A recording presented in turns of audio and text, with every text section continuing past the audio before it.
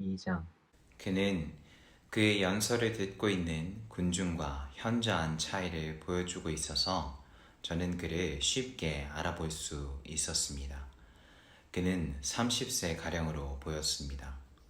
저는 지금까지 그렇게도 마음을 잡아끄는 평온한 얼굴을 본 일이 결코 없었습니다. 예수와 그의 말에 경청하고 있는 저 검은 턱수염과 황갈색의 피부를 지닌 무리들을 어떻게 비교할 수 있겠습니까?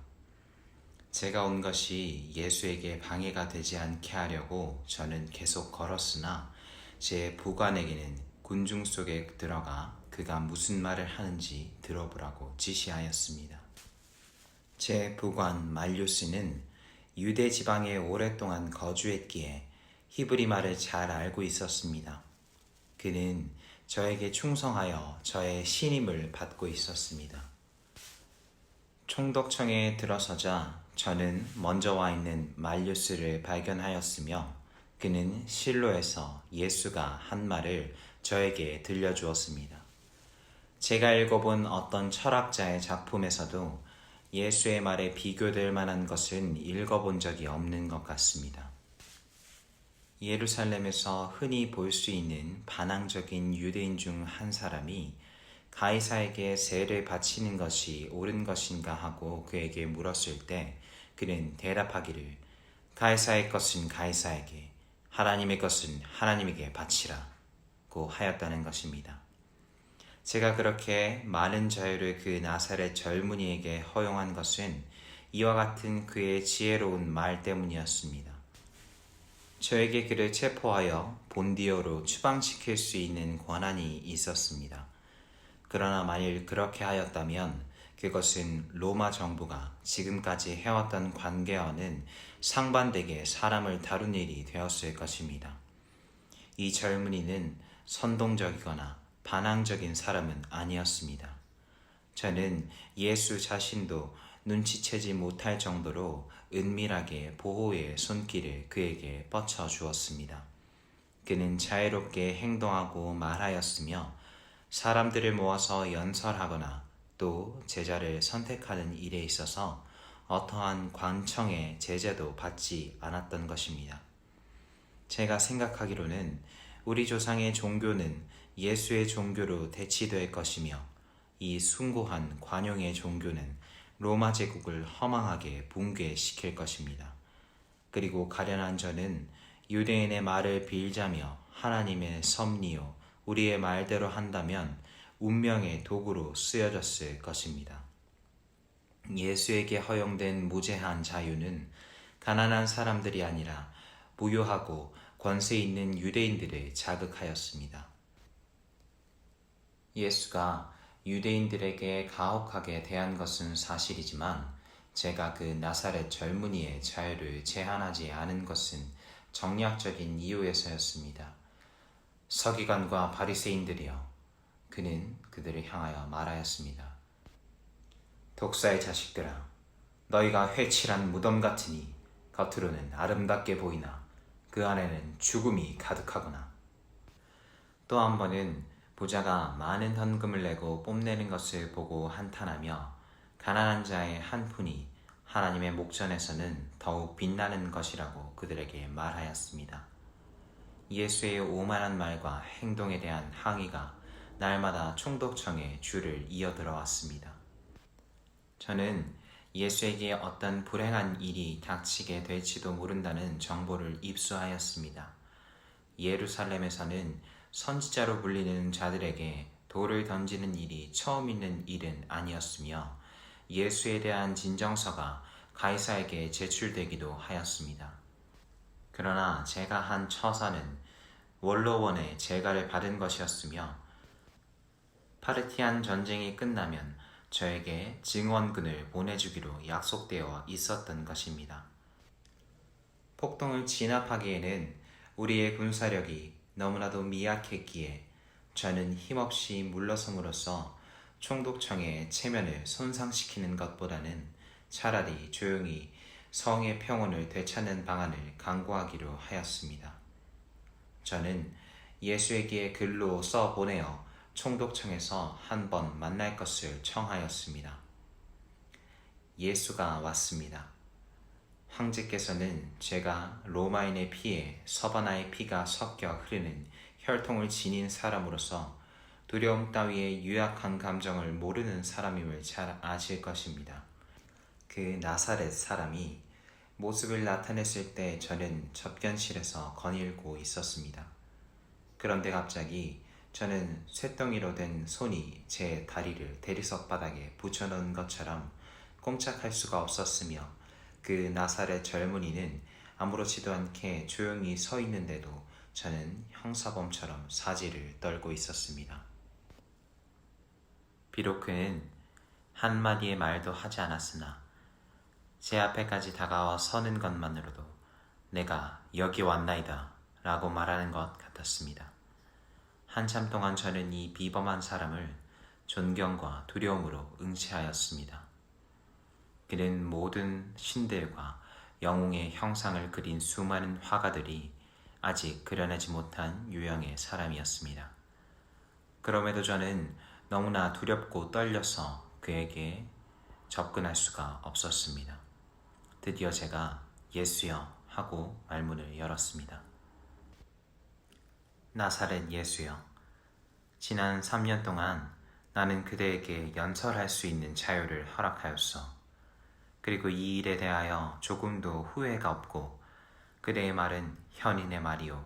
그대가 소크라테스나 플라톤을 읽어보았는지는 모르겠지만 내가 알기에 그대의 설교는 다른 철학자들의 그것을 능가하여 단순하고도 장엄한 것 같소. 이에 대하여는 황제께서도 알고 계시며 그를 대신하여 이 나라에 와 있는 나는 그대가 훌륭한 말을 자유롭게 할 수 있도록 허락한 것을 스스로도 기쁘게 생각하고 있어. 그러나 나는 그대의 설교가 강력하고 원한 깊은 적대자를 만들고 있음을 알려드려야겠소. 이것은 놀라운 사실이 아니오. 소크라테스에게도 대적이 있었으며 결국 그들의 증오의 희생물이 되었다오. 그대의 경우는 그대의 설교가 그들에게 매우 가혹하다는 것과 내가 그대에게 자유를 허락한 것으로 그들이 나를 반대한다는 것 때문에 설상가상으로 시끄러워지고 있어. 그들은 로마 정부가 그들에게 허용한 작은 권리마저도 나와 그대가 손을 잡고 그들로부터 빼앗으려고 한다면서 고소까지 하고 있어. 내가 그대에게 지금 말하려고 하는 것은 명령이 아니라 부탁으로서 이제부터는 그대가 설교할 때 좀 더 신중하고 온화한 말로 하고 그들을 고려하여 대적들의 자존심을 상하게 함으로써 그들이 어리석은 군중들을 충동하여 그대를 대적하지 않도록 하고 또 나로 하여금 법을 도구 노릇을 하지 않도록 해달라는 것이요. 그 나사렛 사람은 조용히 입을 열었습니다. 땅의 군주여, 그대의 말은 참된 지식에서 나온 말이 아닙니다. 경료를 명하여 산골짜기에 머물러 있으라고 말해보십시오. 그러면 계곡의 나무들은 오르지 뽑혀버릴 것입니다. 그 급류는 자연과 창조주의 법칙에 순종한다고 그대에게 답할 것입니다. 하나님 한 분만이 그 급류가 어디로 흘러가는지 알고 계십니다. 진실로 그대에게 이르노니 샤론의 장미가 피기 전에 정의의 피가 엎질러질 것입니다.